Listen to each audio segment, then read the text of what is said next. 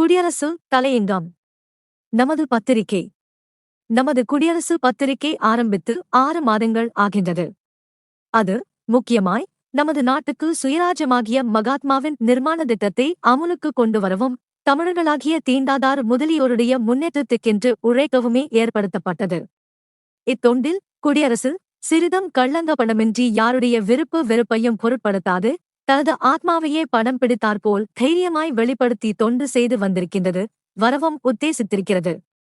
குடியரசு குறிப்பிட்ட கருத்தை கொண்ட பிரச்சார பத்திரிகையே அல்லாமல் வெறும் வர்த்தமான பத்திரிகை அல்ல. ஆதலால் வியாபார முறையையோ பொருள் சம்பாதிப்பதையோ தனது சுயவாழ்வுக்கு ஓர் தொழிலாக கருதியோ சுயநலத்திற்காக கீர்த்தி பெற வேண்டும் என்பதையோ ஆதாரமாய்க் கொள்ளாமலும் வாசகர்களுக்கு போலி ஊக்கமும் பொய்யான உற்சாகமும் உண்டாகும்படியாக வீணாய் கண்ட விஷயங்களையெல்லாம் கூலிக்கு எழுதச் செய்வித்தும் குறிப்பிட்ட அபிப்பிராயம் இல்லாமல் சமயத்திற்கு ஏற்றாற்போல் ஜனங்களின் மனதை கலங்கச் செய்து வருவதுமான பொறுப்பில்லாத ஓர் வேடிக்கை பத்திரிகையும் அன்று. பிரதி வாரமும் குடியரசு தனது ஆத்மாவை வெளிப்படுத்தும்போது கண்ணீர் சொட்டாமலிருக்க முடிவதே இல்லை. இதன் பலனாக உயர்ந்தோர் என்று சொல்லிக் கொள்ளுவோராகிய பிராமணர் முதலிய சமூகத்தாருக்கும் ராஜ்ய தலைவர்களென்று சொல்லிக் கொள்ளுவோர்களாகிய பல ராஜதந்திரிகளுக்கும் விரோதியாகவும் அவர்களுடைய சூழ்ச்சி பிரச்சாரங்களுக்கு நமது குடியரசு ஆளாக வேண்டியதாகவும் ஏற்பட்டிருக்கிறது. இவ்வித நிலையில் குடியரசு சீக்கிரத்தில் பாமர ஜனங்களின் செல்வாக்கை போதிய அளவு பெற முடியாமல் இருப்பது ஓர் ஆச்சரியம் அல்ல.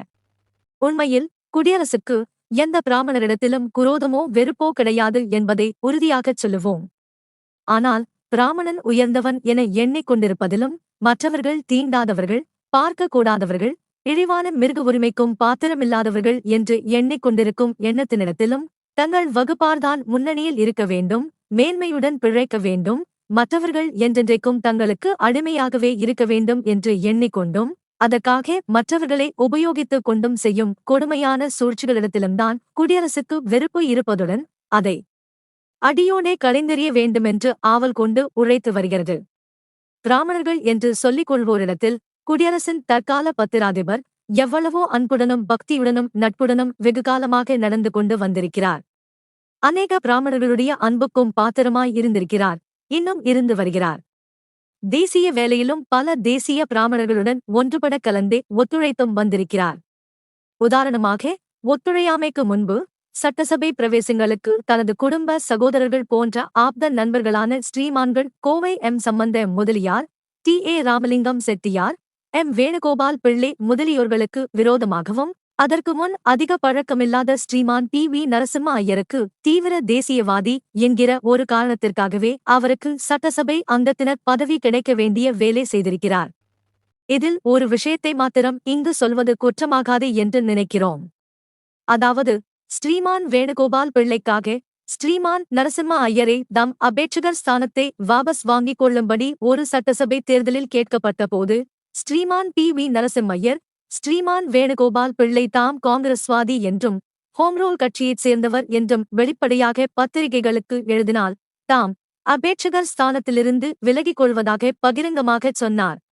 அந்தபடியே ஸ்ரீமான் வேணுகோபால் பிள்ளையும் தாம் காங்கிரஸ்வாதி என்றும் ஹோம்ரூல் கட்சியைச் சேர்ந்தவரென்றும் பத்திரிகைகளுக்கு எழுதிவிட்டார்.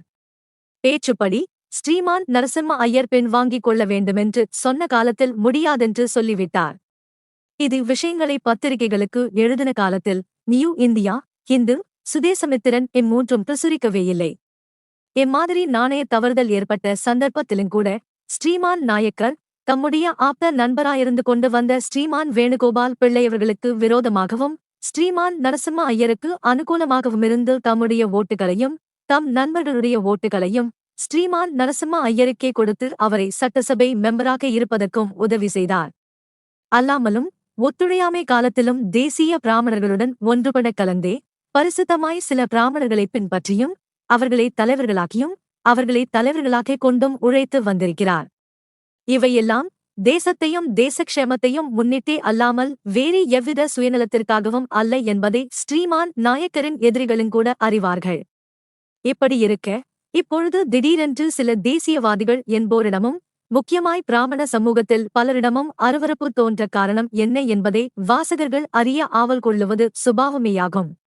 நமக்கு இதுவரை ஏற்பட்ட அனுபவத்தில் பிராமண தேசியவாதிகள் என்போரில் பெரும்பாலோர் தங்கள் சுயநலத்திற்கும் தங்கள் வகுப்பு முன்னேற்றத்திற்கும் பிராமணரல்லாத மற்ற எல்லா சமூகத்திற்கும் துரோகம் செய்வதற்குமே உழைத்து வந்திருக்கின்றார்கள் என்றும் ஸ்ரீமான் நாயக்கர் போன்றாரை உபயோகப்படுத்திக் கொண்டு வந்திருக்கிறார்கள் என்றும் நினைக்கும்படியாகவே ஏற்பட்டு போய்விட்டது.